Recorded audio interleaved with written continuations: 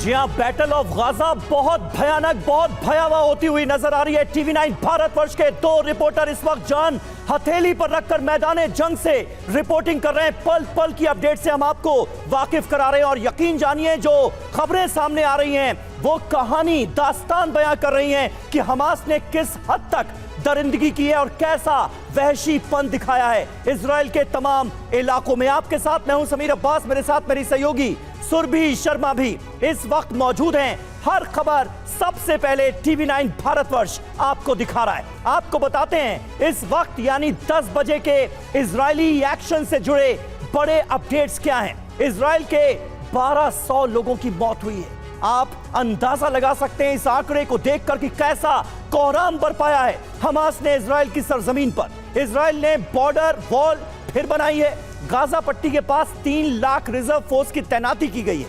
उत्तरी सीमा पर 10,000 इजरायली सैनिक मौजूद हैं।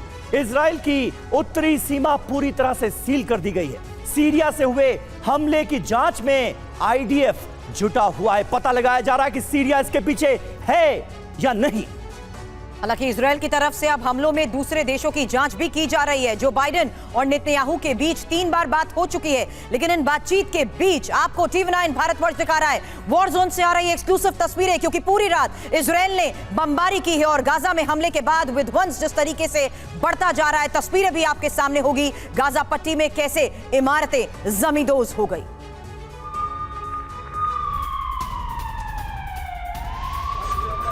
रात की वो तस्वीरें आपके सामने जहां लगातार हुए धमाके के बाद जगह जगह आगजनी की तस्वीरें आई। इस बीच मलबे के बीच रेस्क्यू का काम किया जा रहा है। दमार दमार दमार दमार दुनिया।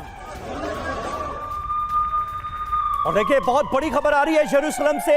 इजराइल का यरूशलेम में बड़ा हमला हुआ है। अल सलाम इलाके के अनाटा में हमला सामने आया है। इजराइल का यरूशलेम में बड़ा हमला अल सलाम इलाके को यहां पर किया गया है टारगेट, और वहां पर किस तरह से हमास के लड़ाकों की तलाश में बड़ा ऑपरेशन चलाया गया और यहां पर अनाटा में बड़े हमले की खबर सामने आ रही है। ये पहली तस्वीरें उसी हमले से जुड़ी हुई टीवी 9 भारतवर्ष पर आप देख रहे हैं।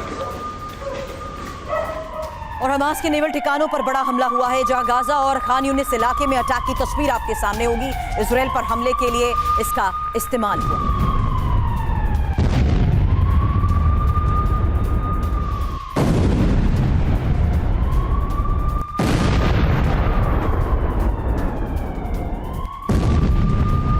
उन ठिकानों को, उन इलाकों में, उन तमाम इमारतों को चुन चुन कर टारगेट किया जा रहा है, जिसका इस्तेमाल इजराइल पर हमले के लिए हुआ।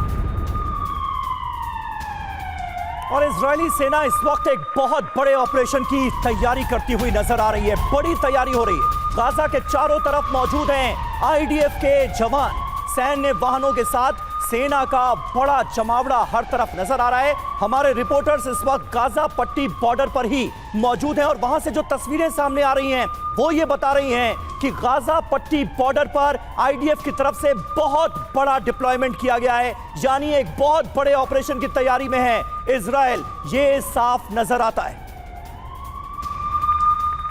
और लगातार खबरें आ रही हैं कि किस तरीके से अब वीडियो भी सामने आ चुके हैं कि कैसे इन हमलों को अंजाम दिया गया, क्योंकि गाजा पट्टी में रॉकेट से हमले की तस्वीर आपके सामने होगी। गाजा में इजराइल की भीषण गोलीबारी देखिए। इजरायली सेना के हमले का ये नया वीडियो है।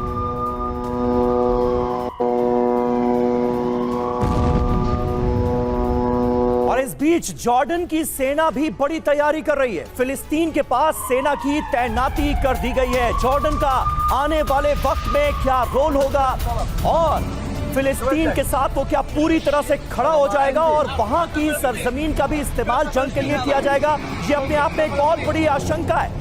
कुछ दिनों पहले हमने देखा था, तकरीबन 2 दिन पहले, जब जॉर्डन से भारी संख्या में लोग फिलिस्तीन के लिए जंग लड़ने का दावा करते हुए आगे बढ़ते नजर आए थे और कह रहे थे कि हमें फिलिस्तीन के लिए जंग लड़नी है। अब जॉर्डन की सेना भी बड़ी तैयारी करती हुई नजर आ रही। और इजराइल की मदद के लिए अमेरिका का युद्धपोत भी पहुंच चुका है। जहां गाजा के पास अमेरिकी युद्धपोत पहुंचा है। दुनिया के सबसे घातक युद्धपोत गाजा पहुंचे हैं। आपको बता दें यूएसएस जेराल्ड फोर्ड सबसे घातक युद्धपोत है।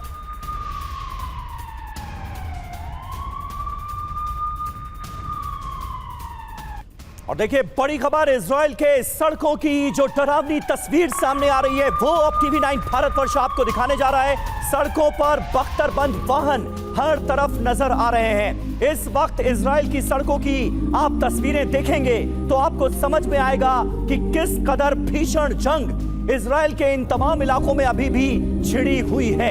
हमास के 1500 लड़ाकों को मारने का दावा इजराइल ने किया था।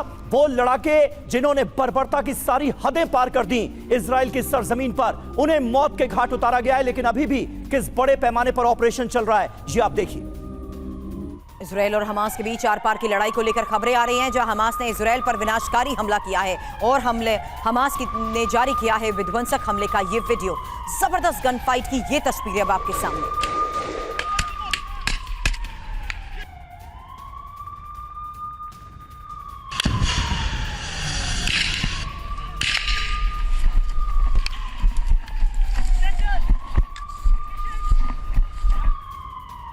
हमास और इजराइल के बीच खूनी जंग जारी है, जहां इजराइल के अशदोद में आमने सामने की भी जंग हो रही है।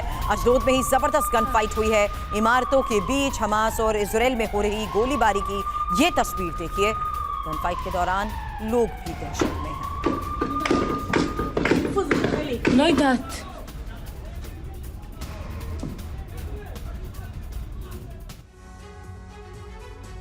देखिए कितनी चौंकाने वाली बात है। 2 साल से, पिछले 2 साल से हमास इस लड़ाई की कर रहा था तैयारी और किसी को कानो कान भनक नहीं हुई। आपको इजराइल फिलिस्तीन जंग की हर ब्रेकिंग न्यूज आपको बताएंगे। ग्राउंड जीरो से हमारे रिपोर्टर भी हमारे साथ जुड़ेंगे, लेकिन पहले आपको बैटल ऑफ गाजा की लेटेस्ट अपडेट दे देते हैं। इस वक्त हो क्या रहा है।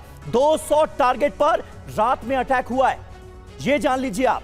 लगातार बमबारी, बम वर्षा का सिलसिला जारी रहा। इन तमाम टारगेट्स को निशाना बनाया गया इजराइल की तरफ से।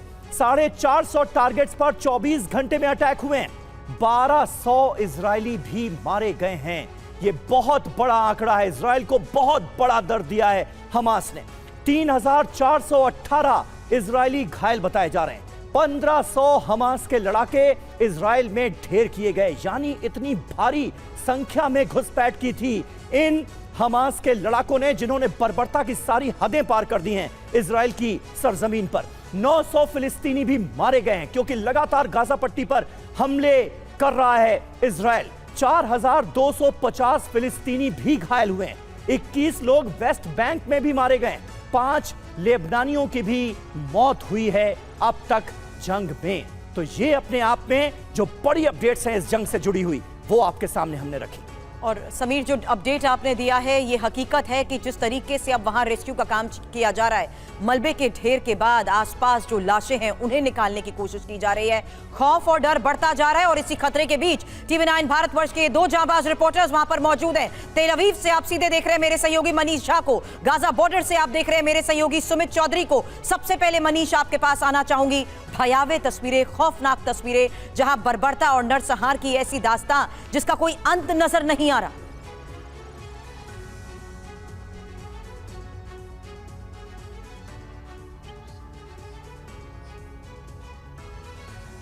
मनीष, आपको मेरी आवाज मिल रही है?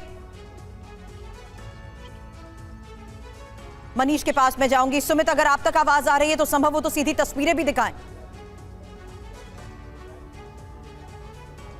देखिए बिल्कुल, हम सुरभि जहां मौजूद हैं, ये अश्कलोन का इलाका है, गाजा पट्टी के बेहद करीब, और जिस जगह हम रात को रुके हुए थे ये उसका मंजर है। देखिए वहां पर भी रॉकेट से अटैक किया गया। अश्कलोन वो जगह है जो गाजा पट्टी के बहुत करीब है। और अभी देखिए मैं आपको बता रहा हूं कि रात को जब हम यहाँ थे, पूरी रात दहशत में गुजरी, ना सिर्फ हमारी बल्कि कई और लोग जो यहाँ पर मौजूद थे, इंटरनेशनल मीडिया भी, उनके साथ भी ऐसा ही हुआ। देखिए हालत ये देखिए कि बिल्कुल बाहर आकर ये रॉकेट यहाँ पर अटैक किया और कई बार मल्टीपल लोकेशंस पे इस तरीके से अटैक हुए। आयरन डोम भले ही काम कर रहा है, लेकिन मैं लगातार ये बता रहा हूँ कि उसकी एक्यूरेसी या उसकी जो फिजिबिलिटी है वो करीबन 90% है। 10% फिर भी ऐसी गुंजाइश रह जाती है कि कई बार रॉकेट्स अलग अलग इलाकों में गिर जाते हैं। और अभी हमने पिछले 2 से 3 दिनों में लाइव रिपोर्टिंग के दौरान कई जगहों पर अश्कलोन में ही ये बात देखी भी, महसूस भी की। और अगर आप देखें तो ये मंजर है, आप सामने देखिए कि आपको नज़र आएगा कि दीवारों को कितनी ज़्यादा क्षति पहुंची है। और जो शेल का जो स्प्लिंटर्स थे वो भी गाड़ियों में आप नजर लगे हुए देख सकते हैं। और ये आलम आपको नज़र आएगा कि ये हर जगह है। और देखिए अभी जिस तरीके से मैं आपको बता रहा था कि अभी इस समय ताज़ा हालात यहाँ पर ये है कि लगातार अश्कलोन के अलावा कई और जगहों पर भी इस तरीके से फायर रॉकेट से किए जा रहे हैं। हमास लगातार, भले ही हमास के खिलाफ आईडीएफ का ऑपरेशन लगातार जारी है। कल हमने आपको वो आर्टिलरी ऑफेंसिव यूनिट्स दिखाई जहां से लगातार लाइव फायर किया जा रहा था। वो आर्टिलरी यूनिट्स जो लगातार आगे बढ़ रही हैं और आईडीएफ के लिए रास्ता क्रिएट कर रही है ताकि जब वो पूरे आगे के रास्ते क्लीन हो जाए तब आईडीएफ की टीम पहुंचे। इसके अलावा आर्मर्ड व्हीकल हमने आपको दिखाया और आपको बताया कि किस तरीके से वॉर चल रहा है। फिर हम आपको वो भी लोकेशन हमने आपको दिखाई जहां पर फिलिस्तीन के खासतौर पर हमास के ये मिलिटेंट्स को पकड़ा गया था, उनकी गाड़ियां, उनके एम्युनिशन, ये सारी चीजें हमने दिखाई। और हमारी कोशिश यही है कि गाजा पर धीरे धीरे। बिल्कुल सही बात है सुमित, और आप भी सेफ रहिए, अपना बहुत ख्याल रखिए। तो देखिए हमारे संवाददाता और टीवी9 भारतवर्ष की पूरी टीम जिस होटल में रुकी है वहां पर भी गाजा पट्टी की तरफ से जो रॉकेट्स आए हैं वो गिरे हैं और अच्छा खासा नुकसान भी होटल के बाहर हमें साफ तौर पर नजर आ रहा है। तेल अवीव का जल्दी से रुख करते हैं, मनीष झा हमारे साथ कनेक्ट हो चुके हैं। मनीष, जहां जहां हमास के लड़ाकों को पूरी तरह से एलिमिनेट किया जा चुका है, मारा जा चुका है, वहां से अब बहुत भयावह कहानियां नजर आ रही हैं और उन कहानियों को जब हम सुन रहे हैं तो पता चल रहा है कि किस कदर बर्बरता और वहशीपन हमास के इन लड़ाकों ने इजराइल की सरजमीन पर दिखाया है। क्या आप हमारे दर्शकों को इस वक्त बताना चाहेंगे तेल अवीव से? बिल्कुल समीर, देखिए हमास के हमले का, हमास की बर्बरता का आज 5वां दिन है। 5 दिन के बाद अगर मैं ये कहूं कि इजराइल बहुत हद तक उस हमले से कम जो उस जगह पर घटना घटी थी वहां से डेड बॉडीज और तमाम चीजों को निकालने में कामयाब हुआ है। बुरी तरह से घायल है, बदला लेने की तैयारी है, इंतकाम की तैयारी है, लेकिन उनका दर्द आपको तुरंत ही सड़कों पर दिख जाता है। देर रात में मैं जब रिपोर्टिंग कर रहा था उस दरमियान एक परिवार आया मेरे पास और वो मुझसे बात करते हुए उन्होंने कहा कि मेरी बहन भी वहाँ पर शामिल थी। मेरी बहन वहाँ जब थी और उसने जब बंकर में शरण ली थी तो बंकर में घुसकर हमास के आतंकियों ने उसे बर्बर तरीके से मार डाला। यही कहानी लगभग सब तरफ है। मैं अपने कैमरा सहयोगी अमित को कहूँगा, आपको मैं एक रेजिडेंशियल कॉम्प्लेक्स दिखा रहा हूँ। अब आप ये सोचिए, इस मोहल्ले में 2-3 ऐसे घर हैं जिनके घर के लोग उस जगह मौजूद थे फेस्टिवल में और जब वो मारे गए थे। अब आप सोचिए, यही कहानी लगभग इजराइल के साउथ इजराइल में तो लगभग हर गली मोहल्ले की कहानी है और इसीलिए हर बीतते घंटे के साथ ये आंकड़ा बढ़ता जा रहा है। 1200 से अधिक इजरायली लोग मारे गए हैं, 170 इजरायली सैनिक या सुरक्षाकर्मी मारे गए हैं।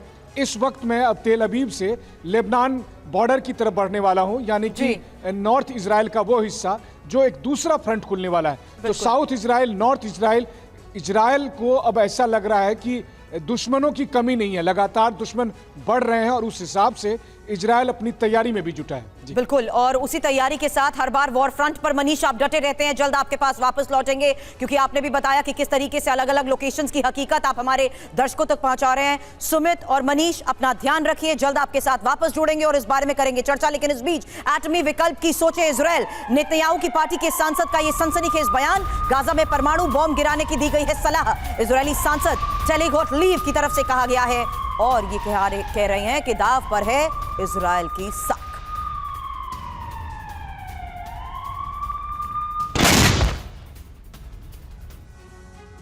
और आइए देखते हैं कि इजरायली सत्ताधारी पार्टी की सांसद टेली गोटलीब ने और क्या कहा है।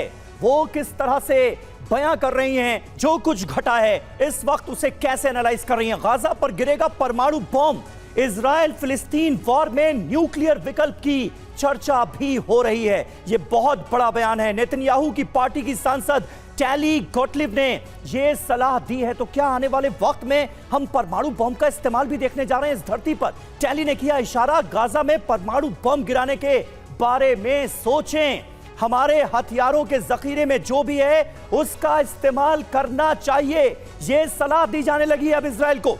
पूरे मिडिल ईस्ट को दहलाने वाला धमाका जरूरी है। इस तरह के अतिवादी बयान अब इजराइल में दिए जा रहे हैं क्योंकि इजराइल को बहुत बड़ा दर्द दिया है हमास ने और लगातार डिमांड हो रही है कि इजराइल बड़ा बदला ले। सिर्फ इससे ही देश के सम्मान, ताकत और सुरक्षा की बहाली मुमकिन है। बिना किसी दया के हमें सबसे पावरफुल हथियार दागने होंगे, ये कहा गया है। और अब इजराइल भी बार बार यह कह रहा है कि गाजा पट्टी को ऐसा सबक सिखाया जाएगा जिसके बारे में किसी ने सोचा नहीं था। इजराइल की एटमी ताकत का मौजूदा आकलन जरा करते हैं। इजराइल के पास 90 परमाणु हथियार हैं आज की तारीख में।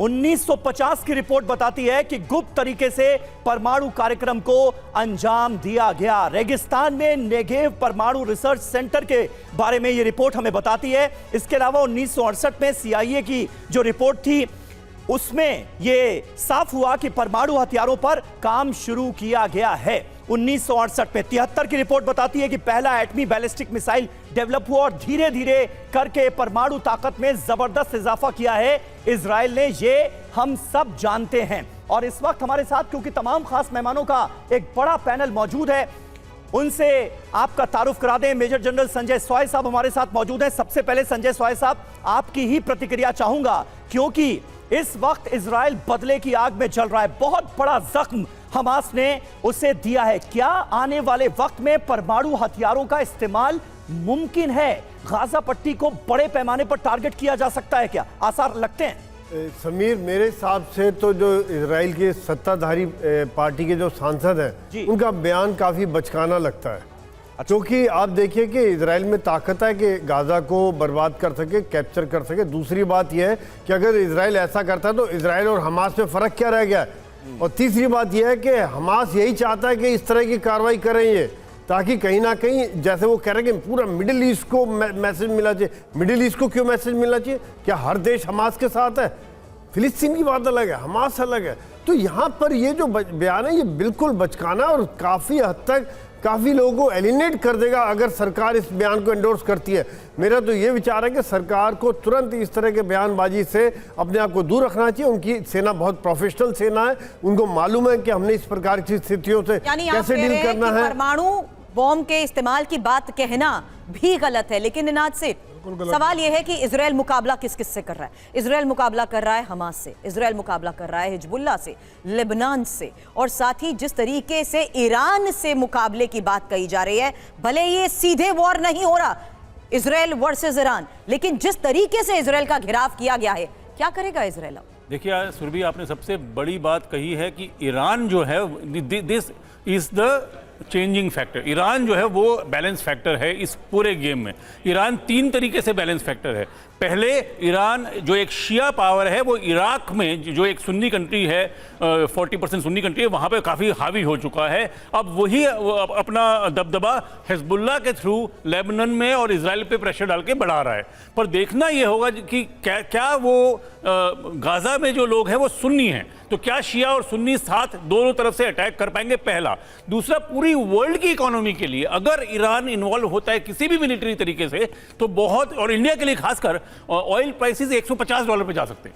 मतलब कुछ भी हो सकता है अगर ईरान होता है तो। और तीसरा फैक्टर जो सबसे ज्यादा इजराइल को वरी कर रहा है इस भीषण खतरनाक अटैक से भी ज्यादा, वो है कि क्या ईरान, ये एक मौका है उसको अपने न्यूक्लियर वेपन डेवलप करने का, तो क्या वो ये एक डाइवर्जन करके न्यूक्लियर वेपन डेवलप करेगा? तो मुझको लगता है कि जियोपॉलिटिक्स की एक चेन रिएक्शन शुरू हो रही है और उसका सेंटर जो है वो इजराइल का रिएक्शन ईरान के ऊपर क्या आता है वो होगा।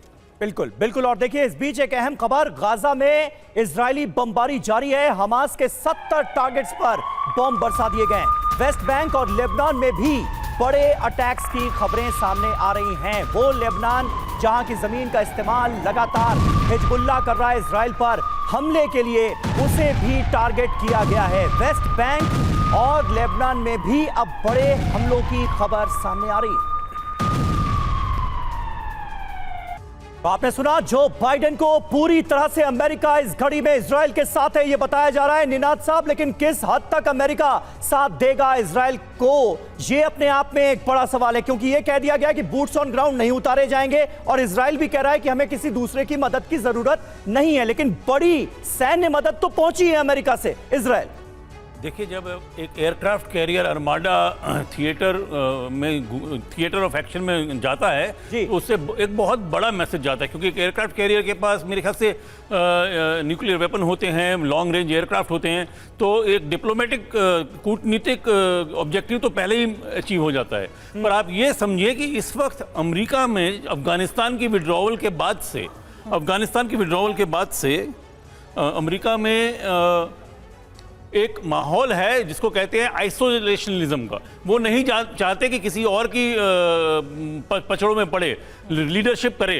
तो मेरे को लगता है कि सबसे बड़ी बात यह होगी कि टेक्नोलॉजी और एयर पावर के सिवाय क्या अमेरिका कुछ करेगा, और ईरान का क्या रिएक्शन आएगा। देखिए, ईरान डरने वाले कंट्रीज में से नहीं है। वो पिछले जब से रेवोल्यूशन हुआ है 1979 में, तब से वो लड़ने के मूड में रहता है और वो केपेबल भी है। तो इस वक्त एक अगले 3 हफ्ते बहुत खतरनाक है वर्ल्ड के लिए, क्योंकि ईरान का रिएक्शन, अमेरिका का डिप्लॉयमेंट, इजराइल का एक्शन और हमास और हिजबुल्लाह का काउंटर एक्शन क्या दिखाएगा। एक तरह से मैं कहूं कि एक ग्रेनेड में से पिन निकल गई है, अब वो किस तरह फटता है वो देखना है। बिल्कुल, लेकिन इस बीच TV9 से बोले फिलिस्तीन के राजदूत अदनान अबू अल हैजा। एक और बड़ी खबर, उनकी तरफ से कहा गया युद्ध हमेशा ही बुरा होता है। इजराइल हमास दोनों की हिंसा की निंदा करता है। नेतन्याहू फिलिस्तीन को देश नहीं मानते। But we have seen visuals, we've seen pictures. There is Israel that's bombing right now Gaza and the buildings there, and people are being killed. But similarly, we've seen visuals of Hamas militants roaming around the streets of Israel, West Israel especially, and civilians, women, children being dragged or shot at. What do we say about that? War is very bad. Whatever, war is very bad. In more than one interview, I'm condemned the killing of the civilian people from both sides, if they are Palestinian or Israelis. Now what we want in general is to stop this war, make ceasefire, and to make coalition in the world, start from India to the European, to the American, to the Arabs, to make pressure against the Israelis to come to peace, because the Israelis are refusing any kind of peace. And we could easily notice that if Mr. Netanyahu map at the United Nations, that map was without the Palestinian state. So they are not recognizing a Palestinian state. They are destroying the two-state solution. They are not giving the Palestinian any hope to live. Without that, they will never get peace at the same time, and we will see war from time to time.